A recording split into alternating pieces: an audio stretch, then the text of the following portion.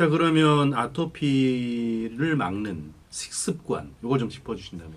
계란이라든지 단백질 계열 또는 이제 초콜릿이라든지 면 종류도 그런 걸 일으키거든요. 예. 오늘은 아토피에 관한 이야기 나눠볼 텐데요. 아토피 피부염 주된 증상부터 좀 짚어볼까요?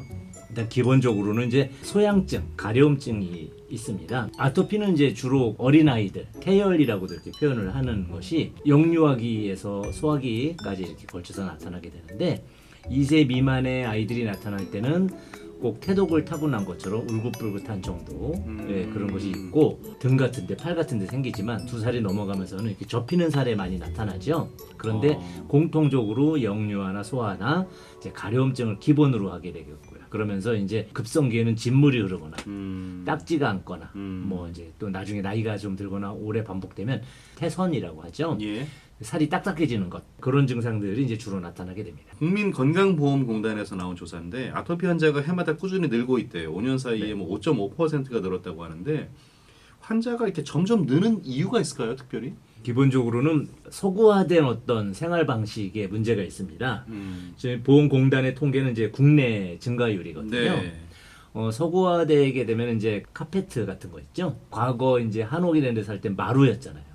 그때는 별로 없었습니다. 화강암 같은 것도 이제 예. 발암 물질이 나온다라고 하잖아요. 예. 라돈 계열의 예. 아파트 시멘트에 있는 그런 물질들뿐만이 아니고 예. 식습관에서도 방부제 많이 들어가 있고 이제 여러 가지 첨가제들 들어가잖아요. 이제 소세지, 햄 이런 것들을 많이 먹게 되고 또 이제 점점 이제 밤 생활이 늘어나면서 야간에 게임을 한다든지 수면 장애, 스트레스 이런 것들이 복합적으로 작용을 하고 매연, 황사, 뭐 분진 이런 것들까지 그냥 복합적으로 현대 사회에 그 아토피 자극 요소가 많이 있으니까 늘어날 수밖에 없습니다. 근데 이게 보통들은 아이들한테 많이 발생한다고 생각을 그렇죠. 하는데 근데 최근에는 뭐 이런 환경 때문일까요? 성인 환자의 비중도 많이 늘었다고 해요. 미세한 아토피들이 있습니다. 귀 주변에 뭐 약간 뭐가 나오는 것 같아.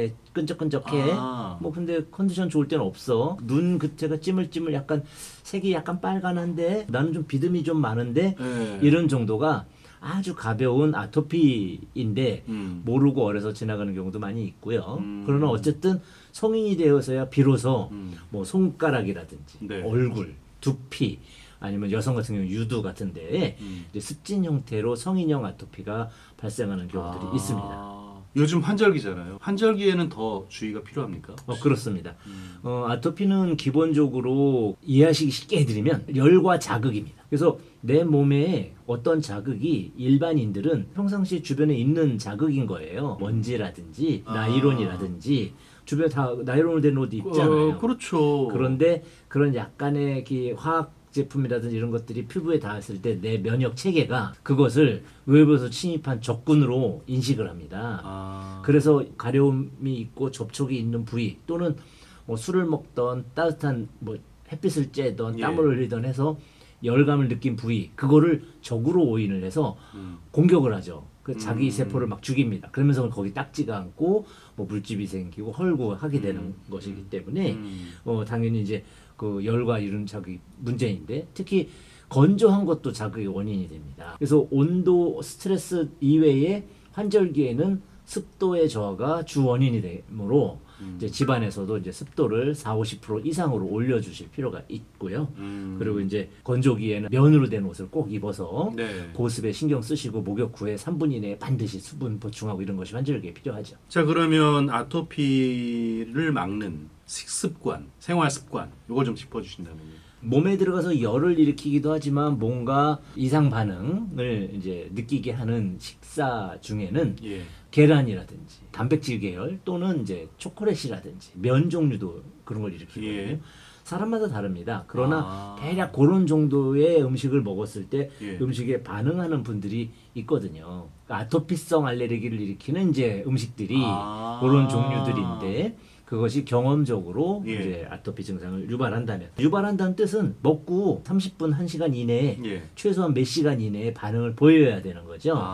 그렇기 때문에 느끼게 된다는 거죠. 그럴 때는 이제 그 음식을 피해줘야 되겠고 또 음식의 영향을 받지 않는다 하면 이제 그 몸 안에서 열을 내릴 수 있는 여러 가지 음식들이 있습니다. 네. 뭐 매실이라든지 뭐 오미자라든지 기타 열을 내리는 것과 또 열을 올리는 이제 후추라든지 고추라든지 이 오신채 계열, 마늘 이런 것들은 이제 열을 올릴 수가 있기 때문에 그런 부분 좀 피해 주시고 이제 그 과일이나 비타민 C 같은 걸 많이 섭취해서 피부에 좋은 음식을 선택하시면 좋겠죠. 운동에서 땀을 많이 흘리는 거 이것도 아토피 피부에 자극이 될 수 있나요? 물론입니다. 아. 운동한다는 것 자체가 땀이 왜 나냐면 몸에 열이 많이 생기는 거잖아요. 그 열을 방출하기 위해서 모공이 열리는 것인데 예.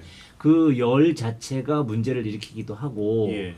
또 땀을 흘렸을 때 거기에 있는 염분이나 이런 것이 피부에 남으면서 아토피 환자들은 아주 가벼운 자극에도 격렬한 반응을 일으키는 것이기 때문에 비누기가 조금 남았다든지 샴푸기가 조금 남다든지 아니면 땀이 조금 남은 거 가지고도 아토피를 유발할 수 있으므로 주의하셔야 됩니다.